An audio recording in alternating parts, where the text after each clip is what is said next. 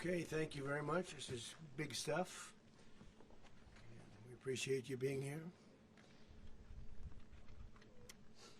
Late last night and early today, at my direction, the United States Armed Forces conducted an extraordinary military operation in the capital of Venezuela. Overwhelming American military power, air, land, and sea, was used to launch a spectacular assault. And it was an assault like people have not seen since World War II. It was a force against a heavily fortified military fortress in the heart of Caracas to bring outlaw dictator Nicolás Maduro to justice. This was one of the most stunning, effective, and powerful displays of American military might and competence in American history. And if you think about it, we've done some other good ones, like the attack on Soleimani,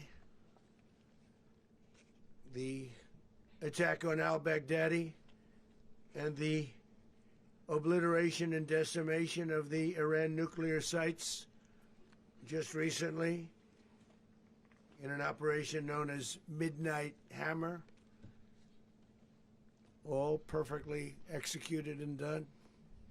No nation in the world could achieve what America achieved yesterday, or frankly in just a short period of time. All Venezuelan military capacities were rendered powerless as the men and women of our military, working with U.S. law enforcement, successfully captured Maduro in the dead of night. It was dark. The lights of Caracas were largely turned off due to a certain expertise that we have. It was dark and it was deadly.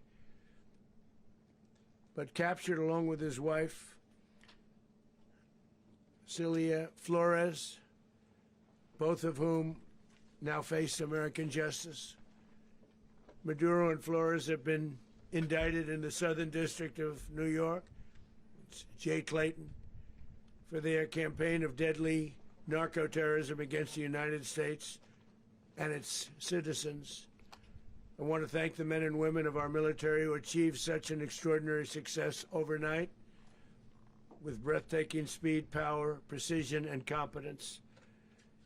You rarely see anything like it. You've seen some raids in this country that didn't go so well. They were an embarrassment. If you look back to Afghanistan, or if you look back to the Jimmy Carter days, they were different days. We're a respected country again, maybe like never before. These highly trained warriors, operating in collaboration with U.S. law enforcement, caught them in a very ready position. They were waiting for us. They knew we had many ships out in the sea, just sort of waiting. They knew we were coming.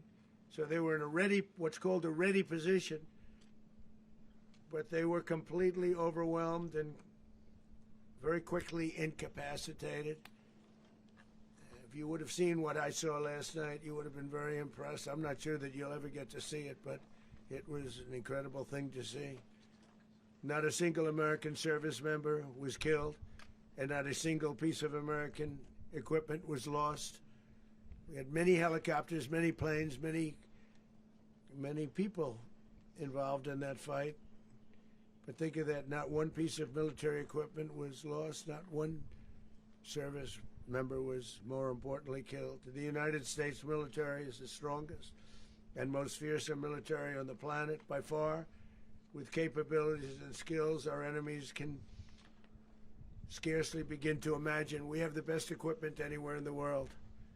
There's no equipment like what we have, and you see that even if you just look at the boats. You know, we've knocked out 97% of the drugs coming in by sea. 90%. Each boat kills on average, 25,000 people. We knocked out 97%. And those drugs mostly come from a place called Venezuela. We're going to run the country until such time as we can do a safe, proper, and judicious transition. So we don't want to be involved with having somebody else get in, and we have the same situation that we had for the last long period of years. So we are going to run the country until such time as we can do a safe, proper, and judicious transition.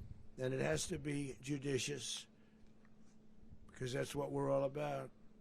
We want peace, liberty, and justice for the great people of Venezuela, and that includes many from Venezuela that are now living in the United States and want to go back to their country. It's their homeland. We can't take a chance that somebody else takes over Venezuela that doesn't have the good of the Venezuelan people in mind. We've had decades of that. We're not going to let that happen. We're there now, and what people don't understand, but they understand as I say this, we're there now, but we're going to stay until such time as the proper transition can take place. So we're going to stay until such time as we're going to run it, essentially, until such time as a proper transition can take place. As everyone knows, the oil business in Venezuela has been a bust, a total bust, for a long period of time. They were pumping almost nothing by comparison to what they could have been pumping and what could have taken place. We're going to have our very large United States oil companies, the biggest anywhere in the world, go in, spend billions of dollars, fix the badly broken infrastructure, the oil infrastructure, and start making money for the country.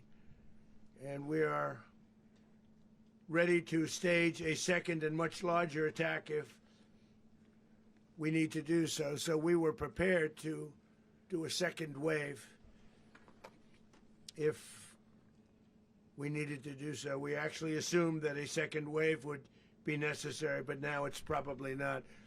The first wave, if you'd like to call it that, the first attack was so successful, we probably don't have to do a second, but we're prepared to do a second wave, a much bigger wave, actually. This was pinpoint, but we have a much bigger wave that probably won't have to do.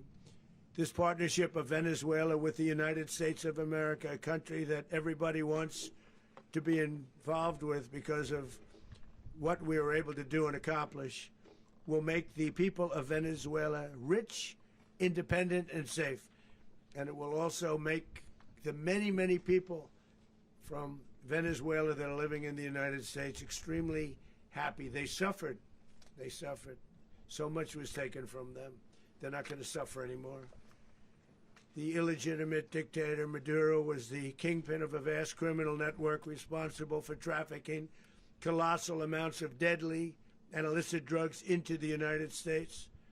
As alleged in the indictment, he personally oversaw the vicious cartel known as Cartel de las Solas, which flooded our nation with lethal poison, responsible for the deaths of countless Americans, the many, many Americans. Hundreds of thousands over the years of Americans died because of him. Maduro and his wife will soon face the full might of American justice and stand trial on American soil. Right now they're on a ship. They'll be heading to, ultimately, New York, and then a decision will be made, I assume, between New York and Miami or Florida. But we have people where the overwhelming evidence of their crimes will be presented in a court of law. And I've seen it. I've seen what we have. It's both horrible and breathtaking that something like this could have been allowed to take place. For many years after his term as president of Venezuela expired, Maduro remained in power and waged a ceaseless campaign of violence, terror, and subversion against the United States of America, threatening not only our people, but the stability of the entire region. And you all saw it. In addition to trafficking gigantic amounts of illegal drugs that inflicted untold suffering and human destruction all over the country, all over, in particular, the United States. Maduro sent savage and murderous gangs, including the bloodthirsty prison gang, Tren de Aragua, to terrorize American communities nationwide, and he did indeed. They were in Colorado. They took over apartment complexes. They cut the fingers off people if they called police. They were brutal, but they're not so brutal now.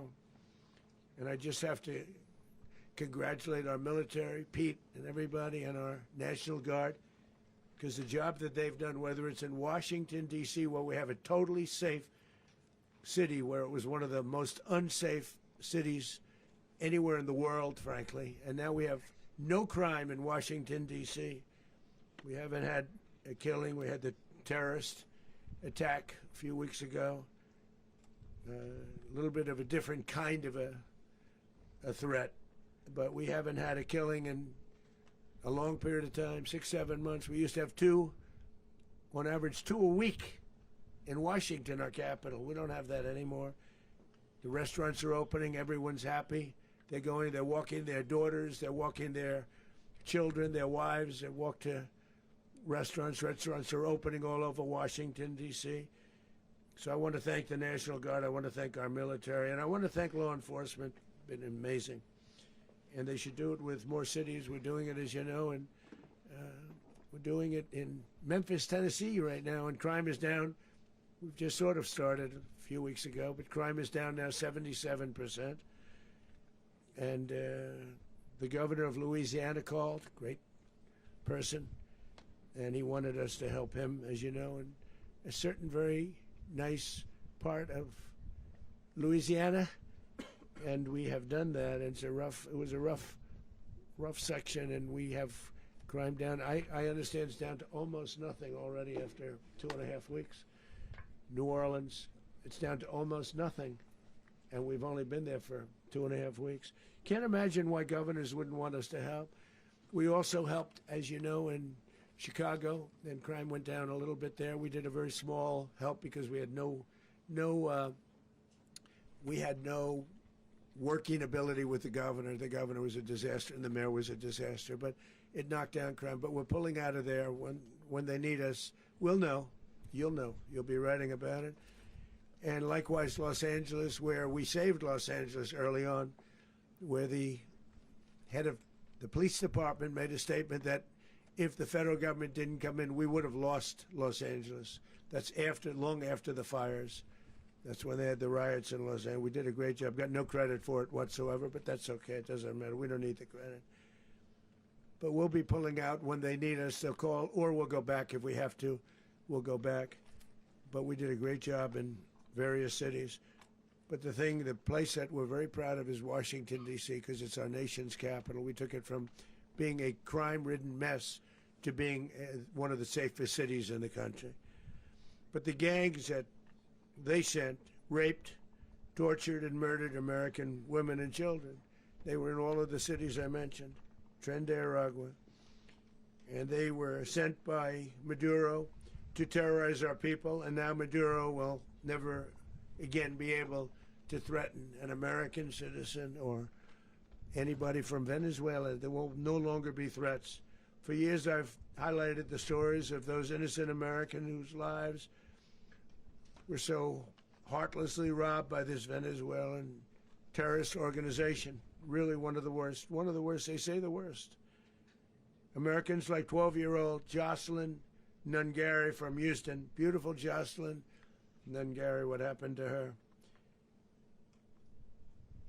They, as you know, they kidnapped, assaulted, and murdered by Tren de Aragua animals. They murdered Jocelyn and left her dead under the bridge. There was a bridge that will never be the same to so many people after seeing what happened. As I've said many times, the Maduro regime emptied out their prisons, sent their worst and most violent monsters into the United States to steal American lives.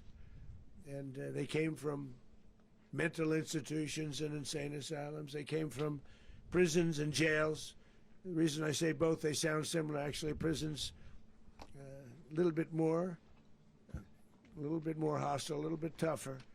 A mental institution isn't as tough as an insane asylum, but we got them both. They sent from their mental institutions, they sent from their jails, prisons. They were drug dealers, they were drug kingpins. They sent everybody bad into the United States, but no longer. And we have now a border where nobody gets through. In addition, Venezuela unilaterally seized and stole American oil, American assets, and American platforms, costing us billions and billions of dollars. They did this a while ago, but we never had a president that did anything about it. They took all of our property. It was our property. We built it. And we never had a president that decided to do anything about it. Instead, they fought wars that were 10,000 miles away. We built Venezuela oil industry with American talent, drive, and skill, and the socialist regime stole it from us during those previous administrations, and they stole it through force.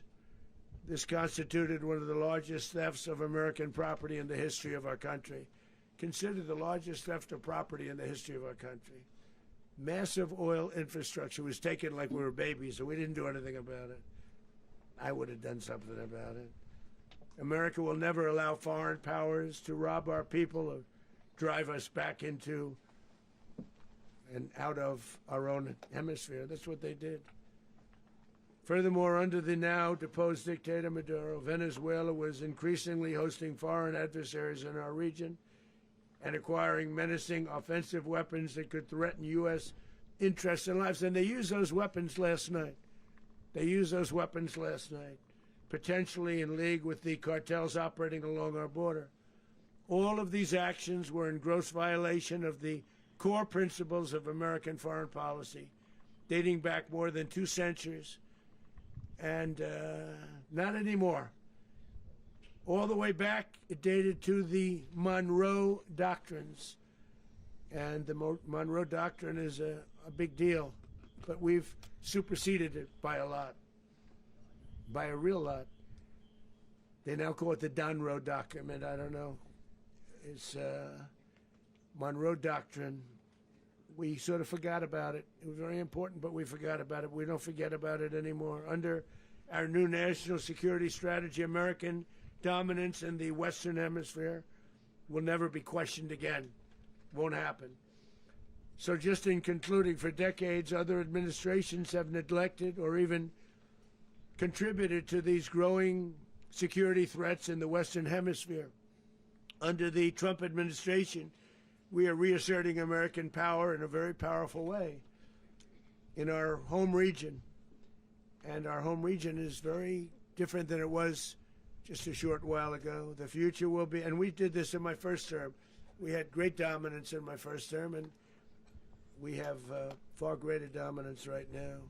Everyone's coming back to us. The future will be determined by the ability to protect commerce and territory and resources that are core to national security. These are core to our national security. Just like tariffs are, they've made our country rich, and they've made our national security strong, stronger than ever before. But these are the iron laws that have always determined global power. And we're going to keep it that way. We will secure our borders. We will stop the terrorists. We will crash the cartels, and we will defend our citizens against all threats, foreign and domestic. Other presidents may have lacked the courage or whatever to defend America, but I will never allow terrorists and criminals to operate with impunity against the United States. This extremely successful operation should serve as warning to anyone who would threaten American sovereignty or endanger American lives. Very importantly, the embargo on all Venezuelan oil remains in full effect. The American Armada remains poised in position, and the United States retains all military options until United States demands have been fully met and fully satisfied. All political and military figures in Venezuela should understand what happened to Maduro can happen to them, and it will happen to them if they aren't just, fair, even to their people. The dictator and terrorist, Maduro, is finally gone in Venezuela. People are free. They're free again. It's been a long time for them, but they're free. America is a safer nation. This morning, it's a prouder nation this morning because it didn't allow this horrible person and this country that was doing very bad things to us. It didn't allow it to happen. And the Western Hemisphere is right now a much safer place to be. So I want to thank everybody for being here. I want to thank General Raisin Kane. He's a fantastic man. I've worked with a lot of generals. I worked with some I didn't like. I worked with some I didn't respect.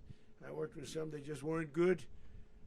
But this guy is fantastic. I watched last night one of the most precise attacks on sovereignty. I mean, it was an attack for justice. And I'm very proud of him, and I'm very proud of our Secretary of War, Pete Hegseth, who I'm going to ask to say a few words. Thank you very much. Mr. President, can you explain how the U.S. will run Venezuela? Well, thank you, Mr. President.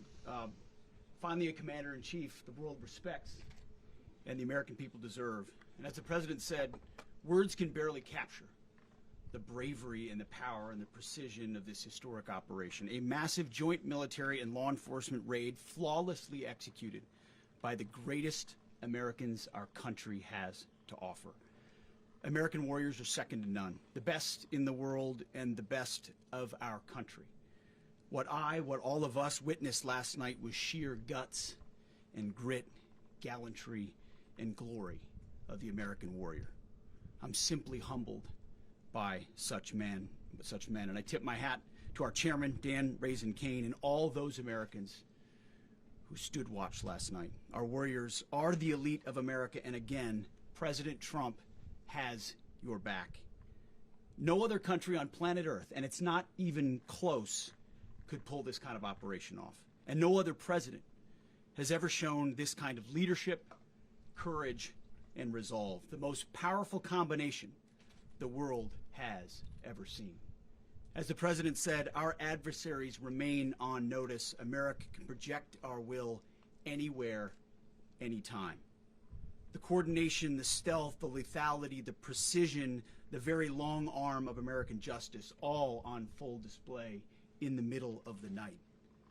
Nicolás Maduro had his chance, just like Iran had their chance, until they didn't and until he didn't. He effed around, and he found out. President Trump is deadly serious about stopping the flow of gangs and violence to our country. Deadly serious about stopping the flow of drugs and poison to our people. Deadly serious about getting back the oil that was stolen from us. And deadly serious about reestablishing American deterrence and dominance in the Western Hemisphere.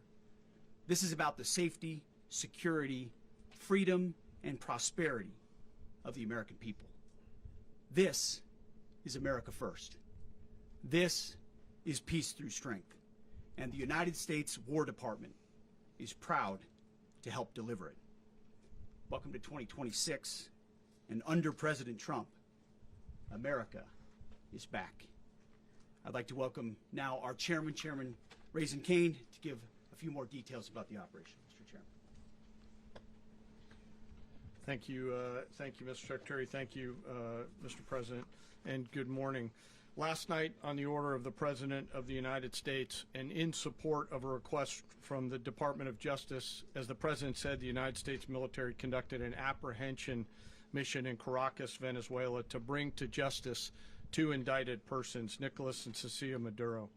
This operation, known as Operation Absolute Resolve, was discreet, precise, and conducted during the darkest hours of January 2nd and was the culmination of months of planning and rehearsal, an operation that, frankly, only the United States military could undertake. What I'd like to do this morning is talk to you through some of the preparation and the details without compromising any of our tactics, techniques, and procedures. There is always a chance that we'll be tasked to do this type of mission again. Our interagency work began months ago and built on decades of experience of integrating complex air, ground, space, and maritime operations. While the past 2 decades have honed the skills of our special operations forces, this particular mission required every component of our joint force, with soldiers, sailors, airmen, Marines, and Guardians working in unison with our intelligence agency partners and law enforcement teammates in an unprecedented operation. We leveraged our unmatched intelligence capabilities and our years of experience in hunting terrorists, and we could not have done this mission without the incredible work by various intelligence agencies, including the CIA, NSA, and NGA. We watched, we waited, we prepared, we remained patient and professional. This mission was meticulously planned, drawing lessons from decades of missions over the last many years, many missions over these last many years.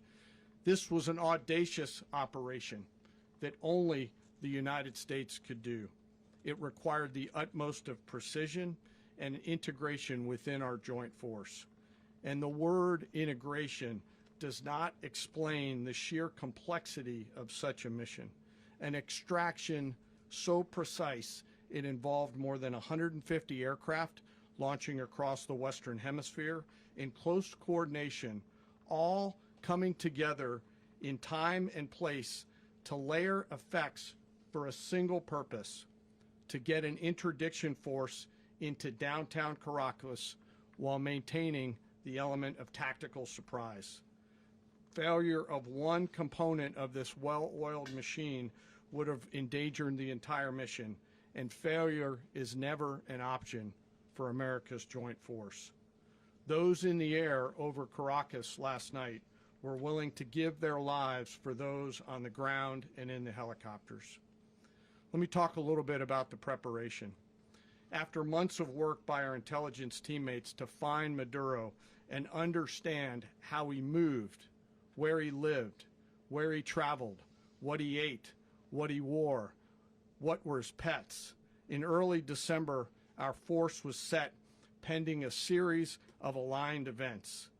Key was choosing the right day to minimize the potential for civilian harm and maximize the element of surprise, and minimize the harm to the indicted personnel, so as the President said, they could be brought to justice. And as the President said earlier today, weather in Venezuela is always a factor this time of the year.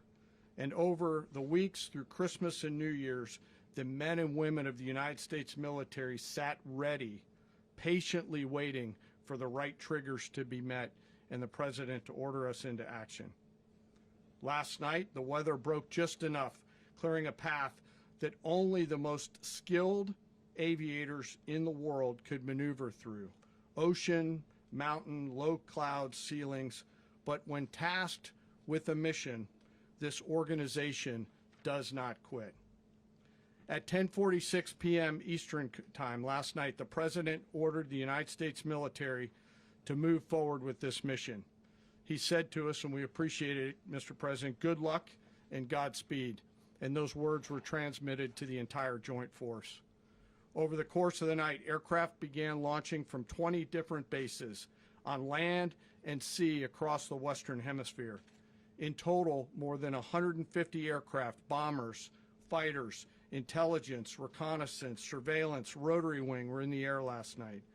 Thousands and thousands of hours of experience were airborne. Our youngest crew member was 20, and our oldest crew member was 49, and there's simply no match for American military might. As the night began, the helicopters took off with the extraction force, which included law enforcement officers, and began their flight into Venezuela at 100 feet above the water. As they approached Venezuelan shores, the United States began layering different effects provided by Spacecom, Cybercom, and other members of the interagency to create a pathway. Overhead, those forces were protected by aircraft from the United States Marines, the United States Navy, the United States Air Force, and the Air National Guard. The force included F-22s, F-35s, F-18s, EA-18s, E-2s, B-1 bombers, and other support aircraft, as well as numerous remotely piloted drones. As the force began to approach Caracas, the Joint Air Component began dismantling and disabling the air defense systems in Venezuela, employing weapons to ensure the safe passage of the helicopters into the target area. The goal of our air component is, was, and always will be to protect the helicopters and the ground force and get them to the target and get them home. As the force crossed the last point of high terrain where they'd been hiding in the clutter, we assessed that we had maintained totally the element of surprise.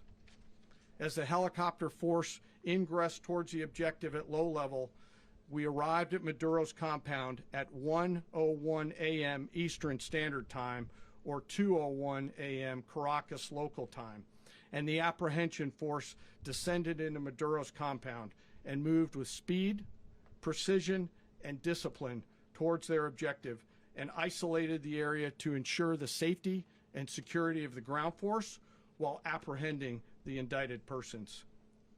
On arrival into the target area, the helicopters came under fire, and they replied with that fire with overwhelming force in self-defense. One of our aircraft was hit but remained flyable, and as the President said earlier today, all of our aircraft came home, and that aircraft remained flyable during the rest of the mission.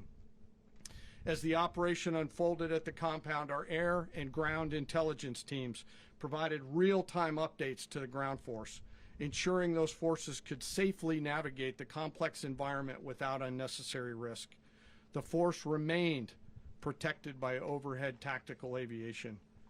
Maduro and his wife, both indicted, gave up and were taken into custody by the Department of Justice, assisted by our incredible U.S. military with professionalism and precision, with no loss of U.S. life. After securing the indicted persons, the force began to prep for departure. Helicopters were called in to exfiltrate the extraction force, while fighter aircraft and remotely piloted aircraft provided overhead coverage and suppressive fire. There were multiple self-defense engagements as the force began to withdraw out of Venezuela. The force successfully exfiltrated and returned to their afloat launch bases, and the force was over the water at 3:29 a.m. Eastern Standard Time with indicted persons on board. And both Maduro and his wife were embarked aboard the USS Iwo Jima. In closing, what we've witnessed today is a powerful demonstration of America's joint force. We think, we develop, we train, we rehearse, we debrief, we rehearse again and again, not to get it right, but to ensure that we cannot get it wrong. Our jobs are to integrate combat power so when the order comes, we can deliver overwhelming force at the time and the place of our choosing against any foe anywhere in the world. I am immensely proud today of our joint force and filled with gratitude to represent them here today. There is simply no mission too difficult for these incredible professionals and the families that stand by them and support them. As we stand here this morning, our forces remain in the region at a high state of readiness, prepared to project power, defend themselves, and our interests in the region. This operation is a testament to the dedication and unwavering commitment to justice and our resolve to hold accountable those who threaten peace and stability. In closing, I want to express my heartfelt gratitude to the brave men and women who executed this mission. Their courage and tireless commitment to our nation are what makes us strong. Thank you, Mr. Secretary, and thank you, Mr. President. Well, I don't have much to add to what you've heard now, other than the following points. Nicolás Maduro was indicted in 2020 in the United States. He is not the legitimate president of Venezuela. That's not just us saying it. The first Trump administration, the Biden administration, the second Trump administration, none of those three recognized him. He's not recognized by the European Union and multiple countries around the world. He is a fugitive of American justice with a $50 million reward, which I guess we saved $50 million. And We should make sure. yeah, exactly. But Don't let anybody claim it. Nobody deserves it but us. But I want to be clear about one thing. Nicolás Maduro had multiple opportunities to avoid this. He was provided multiple very, very, very generous offers and chose instead to act like a wild man, chose instead to play around. And the result is what we saw tonight. The other message here is the following. You have a guy, like many people around the world, they like to play games. You have a guy who decides he's going to invite Iran into his country, is going to, do the confiscation of American oil companies, is going to flood our country with gang members, is going to take Americans prisoner and try to hold them for hostage and trade them like he was able to do with the Biden administration. Basically likes to play games all this time and thinks nothing's going to happen. And I hope what people now understand is that we have a president. The 47th president of the United States is not a game player. When he tells you that he's going to do something, when tells you he's going to address a problem, he means it. He actions it. I can tell you, I've watched this process now for 14, 15 years, been around it. Everybody talks. I'm going to do this. I'm going to do that. When I get there, we're going to do this. We're going to take. This is a president of action. Like, I don't understand yet how they haven't figured this out. And now, if you don't know, now you know. Because this is the way it's going to play out. And I think people need to understand that this is not a president that just talks and does letters and press conferences. And, if he says he's serious about something, he means it. And this is something that was a direct threat to the national interest of the United States. And the president addressed it. There's a president of peace, by the way. I told you what I just said earlier. This guy had multiple opportunities to find his way somewhere else and figure out another. He could have been living somewhere else right now very happy. But instead, he wanted to play big boy. And so now, he's got other sets of problems on his hands. And but I think the message here should be for the world. Look, the president doesn't go out looking for people to pick fights with. He's not generally wants to get along with everybody. We'll talk and meet with anybody. But don't play games.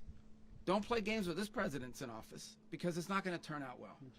And so I hope that, I guess that lesson was learned last night, and we hope it'll be instructive moving forward. Is that a message for Cuba? Mr. President. Mr. President. You said that the U.S. is going to run Venezuela. So who's in power right now? Well, we're going to be running it with a group, and we're going to make sure it's run properly. We're going to rebuild the oil infrastructure, which will cost billions of dollars. It'll be paid for by the oil companies directly. They will be reimbursed for what they're doing, but it's going to be paid. And we're going to get the oil flowing the way it should be. As you know, it was just a minor flow. It was actually a minor flow for what they have. But we're going to run it properly, and we're going to make sure the people of Venezuela are taken care of.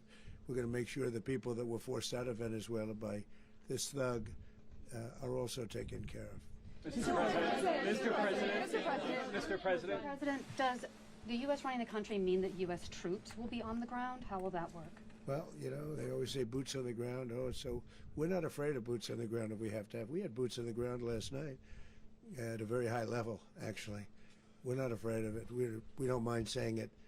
But we're going to make sure that that country is run properly. We're not doing this in vain. This is a very dangerous attack. This is an attack that could have gone very, very badly. Could have gone very badly.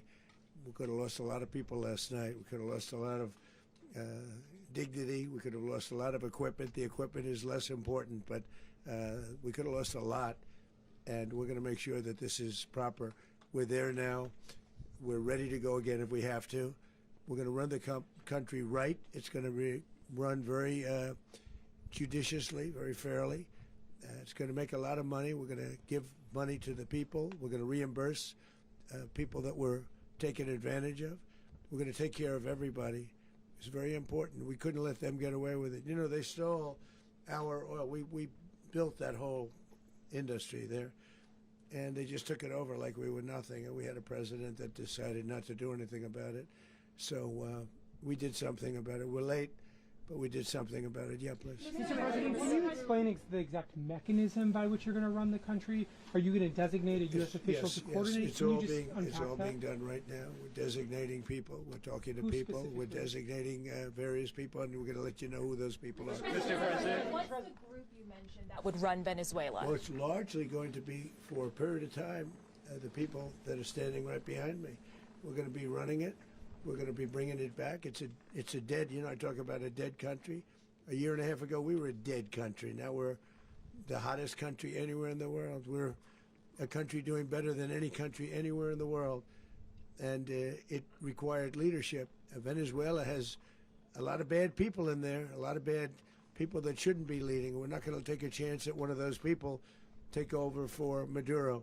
So you can look at, and others, we have fantastic people, including people in the military. So we're going to have a group of people running it until such time as it can be put back on track, make a lot of money for the people, and give people a great way of life, and also reimbursement for people in our country that were forced out of Venezuela. Rubio would be. You said earlier today that you weren't going to back Machado to come back and be the opposition leader in your Fox and Friends interview. And then you also mentioned the vice president of Venezuela. Are you going to work with the vice president of Venezuela, or how do you foresee the relationship Well, I going? understand she was just sworn in, but she was, as you know, picked by Maduro. So Marco's working on that directly. He just had a conversation with her, and she's essentially willing to do what we think is necessary to make Venezuela great again. Very simple. Mr. President, Colombian President Gustavo Petro, a couple weeks ago, you said he's got to watch his ass. And today, he said he's not concerned about anything happening to him in the aftermath of this operation. So, just what your message is Well, about he that. has cocaine mills. He has factories where he makes cocaine. And yeah, I think I stick by my first statement. He's making cocaine. They're sending it into the United States. So he does have to watch his ass. Mr. President, did you notify any members of Congress in advance? Marco, do you want to talk about that? Because you were involved in it. Sure. We call members of Congress immediately after. This was not the kind of mission that you can do congressional notification on. It was a trigger-based mission in which conditions had to be met night after night. We watched and monitored that for a number of days. So it's just simply not the kind of mission you can call people and say, hey, we may do this at some point in the next 15 days. But it's largely a law enforcement function. Remember, at the end of the day, at its core, this was an arrest of 2 indicted fugitives of American justice, and the Department of War supported the Department of Justice in that job. Now, there are broader policy implications here, but it's just not the kind of mission that you can pre-notify because it endangers the mission. Well, sir, if I could add one thing to that. Congress has a tendency to leak. This would not be good. If they leaked, General, I think it would have been maybe a very different result. But I have to say, they knew we were coming at some point, you know. We had a lot of ships out there. They sort of knew we were coming. We were. But Congress will leak, and we don't want leakers. Mr. President, you were one of the only people to watch this all play out live. What was Maduro doing when the U.S. forces entered what I assume would be his home? And also, was there any point where the U.S. was considering if Maduro pushed back or resisted killing Maduro? It could have happened. It could have happened. He was trying to get into a safe place. You know what a safe place is, all steel. And he wasn't able to make it to the door because our guys were so fast. They went through the opposition so fast. And there was a lot of opposition. You know, people were wondering, do we get them by surprise? Sort of surprised, but they were waiting for something. It was a lot of opposition. There was a lot of gunfire. You saw some of it today. But he was trying to get to a safe place, which wasn't safe because we would have had the door blown up in about 47 seconds, they say on average, regardless of how thick the steel was. It was a very thick door. It was a very heavy door, but he was unable to get to that door. He made it to the door. He was unable to close it. So where is Maduro going to be? Go ahead, finish. Where is Maduro going to be in the time being right now? Do you know his exact Well, whereabouts? eventually, ultimately, in the near future, he's going to be brought to New York. And where is he going to be held? Where is he going to be held in New York? Do you know? That's going to be up to the officials that do these things. Mr. President, the U.S. has something of a mixed track record of ousting dictators without necessarily a plan for what comes afterwards. Not with Did me, that though. weigh on your decision Well, that's making? why we had different presidents, but with me, that's not true. With me, we've had a perfect track record of winning. We win a lot, and we win. If you look at Soleimani, you look at al-Baghdadi, you look at the Midnight Hammer. Midnight Hammer was incredible. Right now, you wouldn't have peace in the Middle East. We have essentially peace in the Middle East because of that. If we weren't successful with Midnight Hammer, you wouldn't have peace in the Middle East. So, with me, you've had a lot of victory. You've had only victories. You've had no losses. Yeah. Mr. President, can you? How long do you expect the U.S. to run Venezuela, and how soon do you want the Venezuelan people to hold elections? So I'd like to do it quickly, but it takes a period of time. You know, we're rebuilding. We have to rebuild their whole infrastructure. The infrastructure is rotted. it's actually very dangerous. It's blow-up territory. Oil is very dangerous. It's a very dangerous thing to take out of the ground. It can kill a lot of people. It has killed a lot of people doing just that. The infrastructure is old. It's rotted. Much of it is stuff that we put there 25 years ago, and we're going to be replacing it. And we're going to take a lot of money out so that we can take care of the country. Are you saying that Secretary Rubio and Mr. President, China, Russia, and Iran have interests in Venezuela. How does this operation affect your relationships with them when it comes to the oil and drugs? In terms of China and Russia, Russia when we get things straightened out. But in terms of other countries that want oil, we're in the oil business. We're going to sell it to them. We're not going to say we're not going to. In other words, we'll be selling oil, probably in much larger doses because they couldn't produce very much because their infrastructure was so bad. So we'll be selling large amounts of oil to other countries, many of whom are using it now, but I would say many more will come. Are you saying that, Mr. President, are you saying that? Oh, Mr. President, thank you. What is your message to the people of Venezuela today? Of course, the civilian population specifically, they have a lot of questions. What is your message to the people of Venezuela? That you're going to have peace, justice. You're going to have some of the riches that you should have had for a long period of time. It was stolen from you. But you're going to have peace and you're going to have safety. You're going to have justice. You're going to have a country. You're going to have a real country. You're going to have potentially a great country. You know, if you go back 20 years, maybe even a little longer ago, that was a great country. And they destroyed it. Remember I said that if we lose this election, the United States will be Venezuela on steroids. That's what would have happened. Had we lost the election, the 2024 election, we suffered so badly when you look at the border from 2020. What they did, what Joe Biden administration did to our country should never be forgotten. But if we had to go through another year of that, we wouldn't have. We would be exactly where Venezuela was in terms. I used to say, if they win, we're going to be Venezuela on steroids, and that's what would have happened. President, thank you. Are you saying that Secretary Hegseth and Rubio are going to be running Venezuela, and will you be sending in U.S. military They're troops going to to be a provide? team that's working with the people of Venezuela to make sure that we have Venezuela right. Because for us to just leave, who's going to take over? I mean, there is nobody to take over. You have a vice president who's been appointed by Maduro. And right now she's the vice president, and she's, I guess, the president. She was sworn as president just a little while ago. She had a long conversation with Marco, and she said, we'll do whatever you need. I think she was quite gracious, but she really doesn't have a choice. We're going to have this done right. We're not going to just do this with Maduro, then leave like everybody else, leave and say, let it go to hell. If we just left, it has zero chance of ever coming back. We'll run it properly. We'll run it professionally. We'll have the greatest oil companies in the world go in and invest billions and billions of dollars and take out money, use that money in Venezuela. And the biggest beneficiary are going to be the people of Venezuela. And also, I can't stress this strongly enough, the people that got thrown out of Venezuela that are now in the United States, and frankly, some want to stay and some probably want to go back. Yeah. So, Mr. President, what is being done to protect Americans in the country, and were any of the detained Americans Well, right now they're rescued very last protected night? because nobody's going to mess with us. They're very protected. The people of, and we let them know that you better not touch one of them. Are you concerned that bad elements of the Maduro regime will remain in place? Well, we know who they are. We're on them, and they're acting much differently now than they would have acted 2 days ago. And what can you Okay, say wait, about behind you, please. Mr. President, why is running a country in South America America first? Well, I think it is because we want to surround ourselves with good neighbors. We want to surround ourselves with stability. We want to surround ourselves with energy. We have tremendous energy in that country. It's very important that we protect it. We need that for ourselves. We need that for the world. And we want to make sure we can protect it. Yes, sir. Please, go ahead. Yeah, is there a message here for Cuba and Diaz-Canel? Well, Cuba is an interesting case. Cuba is, not doing very well right now.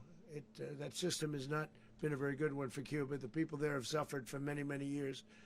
And I think Cuba is going to be something we'll end up talking about because Cuba is a failing nation right now, very badly failing nation.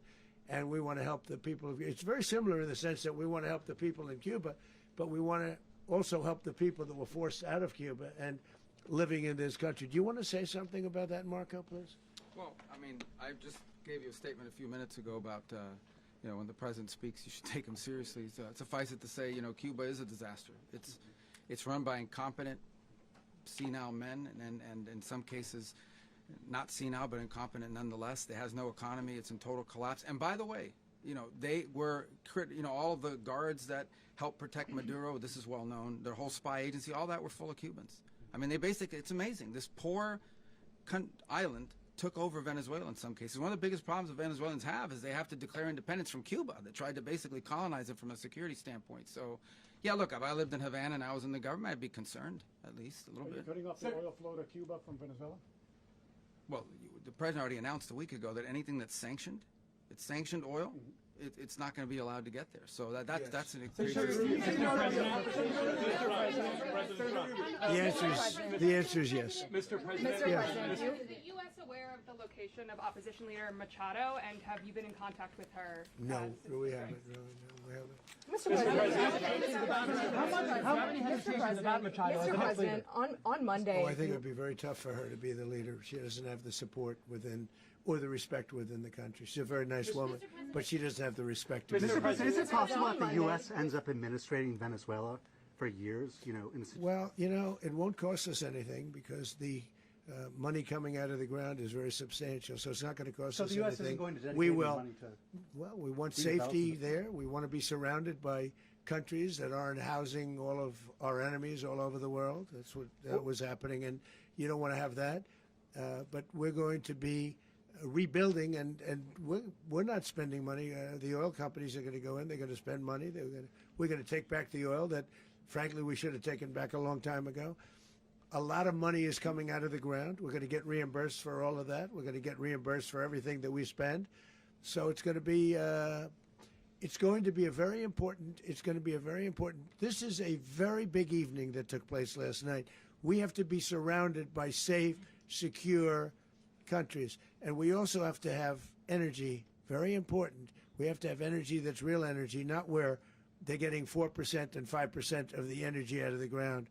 You take a look. It was such a disaster. So what's going to happen with Venezuela, I think, over the next period of a year is going to be a great thing, and the people of Venezuela will be the biggest beneficiaries. Mr. President,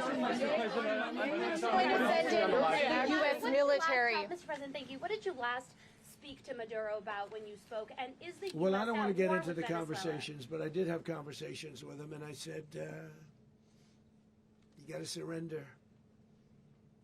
And I actually thought he was pretty close to doing so, but now he wished he did, yeah. Mr. President, can you explain, you said that Maduro is responsible for drug trafficking. You recently pardoned the former president of Honduras who was convicted on many drug trafficking. Can you explain how these two situations are different? And would you ever pardon Maduro? I endorsed, as you know, the winning president, the man who won in Honduras. I endorsed the man who won in Chile. I endorsed the man who won in Argentina. And we are doing very well with that whole group. What the man that I pardoned was, if you could equate it to us, he was treated like the Biden administration treated a man named Trump. That didn't work out too well for them. This was a man who was persecuted very unfairly. He was the head of the country. He was persecuted very unfairly. And there are a number of them. And we felt that it was a very unfair situation that happened to him. He's also a party member of the man who won. So obviously the people liked what I did. And one of the reasons that was done is because of the fact that the party in power felt very strongly that that man was treated very badly. I studied it very quickly, and then I studied it in great detail. I went to a lot of the people standing behind me, and they felt that that man was persecuted and treated very badly. That's why I gave him a pardon. Mr. President, you referenced boots on the ground earlier. Can you just sort of button this up? Do you envision the U.S. military having a presence in Venezuela as the U.S. runs that country? Well, no, we're going to have a presence in Venezuela as it pertains to oil, because we have to have, we're sending our expertise in. So you may need something, not very much. But no, we're going to be taking out a tremendous amount of wealth out of the ground. And that wealth is going to the people of Venezuela and people from outside of Venezuela that used to be in Venezuela. And it goes also to the United States of America in the form of reimbursement for the damages caused us by that country. So I want to thank you all very much. Thank you. Do you have one? Yes, please. You were so nice before. I'm going to give you the final question. Go Thank ahead. you, Mr. Unless it's a bad question, in which case I'll go one word. It's about who? It's about Putin, if you want. About Putin. Well, Okay. that's always nice. You had a to talk phone. about Putin. You had a phone call with him Yeah. on Monday. Did he talk at all about Maduro? Did y'all talk about this? No, we didn't. And We then- never spoke about Maduro. Are you mad at him right now? I mean, there's this I'm not intelligence. thrilled with Putin. I'm not thrilled with Putin. He's killing too many people. There was that I intelligence. thought that would be so. I settled 8 1/4 war. You know what the 1/4 was? Thailand and Cambodia. I did it again. They broke out, and I did it in about 5 hours, and I settled it. I'm giving myself 1/4, so I'm up to now 8 1/4. In other words, I settled the war, but then they broke out. They had a pretty bad breakout over the last 4 days. I got them to go back to peace. So I only give 1/4. I thought the easiest one would be, one of the easier ones would be Russia, Ukraine. It's not. And they both have done some pretty bad things. And look, that's Biden's war. That's not my war. But I want to stop the lives. Did you see where last month, 30,000, it was 27,000 the month before. 30,000, mostly soldiers, were killed this last month. 30,000. I want to stop that. You know, I got NATO to pay 5% instead of the 2% that they weren't paying. They weren't paying 2, now they pay 5. And we send them a lot of munitions. We send them a lot of things, missiles and various other things, a lot. And they pay. The United States is not losing money. We're probably making money on that. It's the last thing I care about. I just want to stop all those people. We're losing 25, 30,000 human beings. They come from 2 places that are very far away. But if I can stop, because it's something I've been pretty good at doing, deals, I guess. It's all a deal. Life is a big deal. But if I can stop that war and stop 30,000 young people, in addition to the fact that people are being killed in Kiev, people are being killed in other cities throughout, a much smaller number, but they're being killed, viciously killed. So I'm not happy about it. I thought that would be something that would get solved. We have Mr. Witkoff here. I think that we're making progress, but that's a war that should have never happened. If I were president, it would have never happened. Putin says it. Everybody says it. If I were president, that would have never happened. But I inherited that war. That was Joe Biden, Zelensky, and Putin. I came into the situation, and it's a mess. And I will say this. I watched an operation last night that was so precise, that was so brilliant. I mean, it was incredible. If we had our people, like this general and our people involved, that war would not have gone on very long, that I can tell you. told me That war, to use an old term, that war has become a bloodbath, and we want it to get stopped. Thank you very much. Are you concerned a rogue Venezuelan general can take over the country? Can you talk about your conversation with the vice president?